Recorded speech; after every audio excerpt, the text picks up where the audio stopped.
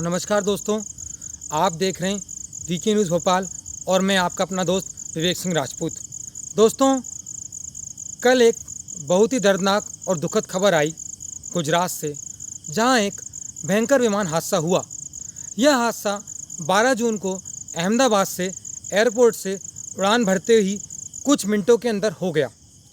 Air India की flight जो AI-171 जो अहमदाबाद से लंदन जा रही थी, टेक ऑफ के कुछ ही पलों के बाद दुर्घटनाग्रस्त हो गई। और दोस्तों, किसी को अंदाज़ा नहीं था कि कुछ मिनट बाद इतनी बड़ी दुर्घटना घट जाएगी। इस विमान में कुल 242 लोग सवार थे, जिनमें 231 यात्री और बाकी लोग जो थे वो क्रू मेंबर शामिल थे। दुर्भाग्य से इस हादसे में सभी लोग शांत हो गए और एक व्यक्ति जिंदा बचा है, जिनका नाम बताया जा रहा है विश्व कुमार रमेश, जो ब्रिटिश भारतीय नागरिक हैं। इनका बचना किसी चमत्कार से कम नहीं है। दोस्तों, एक कहावत है, जाको राखे साइयाँ मार सके ना कोई। इस विमान में जितने यात्री भी बैठे थे सभी लोग शांत हो गए, परंतु बस एक यात्री ही बच पाए। हादसा उस समय हुआ जब विमान हवा में 600 फुट तक ऊंचा पहुंच चुका था। तभी तकनीकी खराबी के कारण उसका बैलेंस बिगड़ गया और वो वहाँ सीधा अहमदाबाद के BJ मेडिकल कॉलेज के हॉस्टल से जा टकराया। टक्कर इतनी ज़बरदस्त थी कि हॉस्टल का एक हिस्सा भी बुरी तरह क्षतिग्रस्त हो गया और आग लग गई। वहाँ मौजूद कुछ स्टूडेंट और स्टाफ इस हादसे में घायल हो गए। जिस बिल्डिंग में ये विमान टकराया वो बिल्डिंग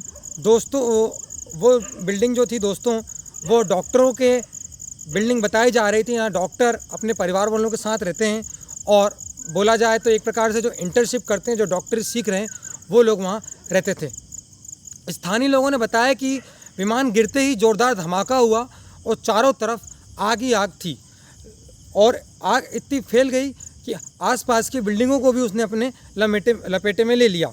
और दोस्तों, तुरंत फायर ब्रिगेड और पुलिस NDRF की टीम पहुंची, आर्मी पहुंची। आनंद फानन में सरकार को पता चला, आसपास के जितने भी कंट्रोल रूम में जितने भी बचाव दल थे वो सब पहुंचे, लेकिन मलबा इतना ज़्यादा था कि शवों को निकालना और उनको पहचान पाना बहुत ही मुश्किल था। दुर्घटना इतनी भयंकर थी कि लोगों के शव ही नहीं मिले, उनकी हड्डियाँ तक राख हो गई, जिसके विजुअल हम आपको दिखा भी नहीं सकते। दुर्घटना के बाद ब्लैक बॉक्स और फ्लाइट रिकॉर्ड को खोजा गया और जांच एजेंसियों ने इसकी जांच कर रही है। प्राथमिक तौर पर यह माना जा रहा है कि टेक्निकल फॉल्ट और इंजन में खराबी की वजह से यह हादसा हुआ है, लेकिन सही वजह ब्लैक बॉक्स की रिपोर्ट के बाद ही सामने आएगी। इस हादसे के बाद पूरे देश में शोक की लहर है। प्रधानमंत्री नरेंद्र मोदी भी आज घटनास्थल का दौरा किया और घायलों से मुलाकात की। उन्होंने इस हादसे को देश की सबसे बड़ी हवाई त्रासदी बताया और मृतकों को परिजन जो थे, मृतक के परिजन, उनके लिए 1 करोड़ रुपए की मदद का ऐलान किया गया। इसके साथ ही एयर इंडिया और टाटा ग्रुप ने भी हर तरह की सहायता का वादा किया। मैं आपको बता दूं दोस्तों, ये घटना बहुत ही खतरनाक और दुखदाई थी। इस हादसे में कुछ ऐसे लोग भी थे जो आखिर वक्त पर इस फ्लाइट से छूट गए और आज वो जिंदा बचे हैं। एक महिला यात्री भूमि चौहान ने बताया कि मात्र वो फ्लाइट में 10 मिनट लेट हो गई, इसके कारण वो यह फ़्लाइट छूट गई और उनकी जान आज बच पाई है। उन्होंने कहा कि यह मेरी किस्मत थी और शायद भगवान का कुछ करिश्मा था जिसमें मैं बच पाई। दोस्तों, ये घटना बहुत ही दुखद घटना है।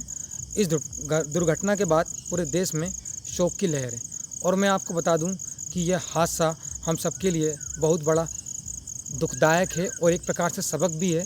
एक तरफ तो टेक्नोलॉजी बढ़ रही है, लेकिन अगर विमान की देख रेख, सुरक्षा और उसकी मेंटेनेंस, रख रखाव में थोड़ी सी भी लापरवाही होती है तो यह उसका नतीजा इतना बड़ा हो सकता है, हमने कभी ऐसा सोचा नहीं था। अब पूरे देश यह चाहता है कि इस हादसे की निष्पक्ष जांच हो और दोषियों के खिलाफ सख्त से सख्त कार्रवाई हो और उनको सख्त सज़ा सुनाई जाए। दोस्तों, इस घटना के बाद बहुत ही शोक की लहर है। जिस हॉस्टल से ये फ़्लाइट टकराई थी वहाँ डॉक्टर के साथ साथ कामकाजी लोग भी थे जो वहाँ शांत हो गए, जिनका अभी ठिकाना नहीं मिला है। और दोस्तों अभी तक 266 लाशें मिल चुकी हैं जिनका डीएनए जांच कराया जा रहा है, जो कि डीएनए 72 घंटे के बाद रिपोर्ट आएगी।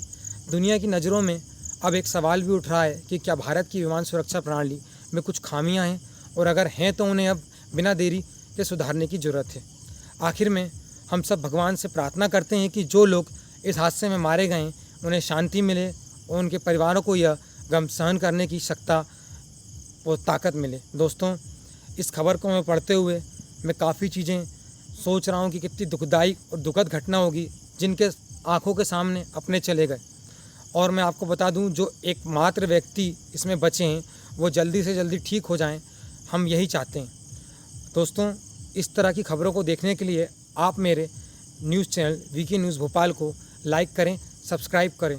और दोस्तों मैं बता दूं कि लगातार इस प्रकार की घटनाएं हो रही हैं। हाल ही में आतंकवादी घटना हुई थी पहलगाम में, और अब ये हो गया, और महाकुंभ में भगदड़ मच गई थी, दिल्ली स्टेशन पे कुछ लोग मर गए थे। तो दोस्तों आगे से ऐसी घटना ना होए, हमारे देश की आपदा प्रबंधन को इस बारे में सोचना चाहिए और हमें भी सचेत रहना चाहिए कि इन प्रकार की घटनाओं से कैसे सीख ली जा सकती है। अगर आप इस घटना से दुखी हैं तो इस वीडियो को शेयर करें ताकि ज़्यादा से ज़्यादा लोग इस हादसे की सच्चाई तक जान सकें। जय हिंद, जय भारत। मैं विवेक सिंह राजपूत, आपका अपना दोस्त।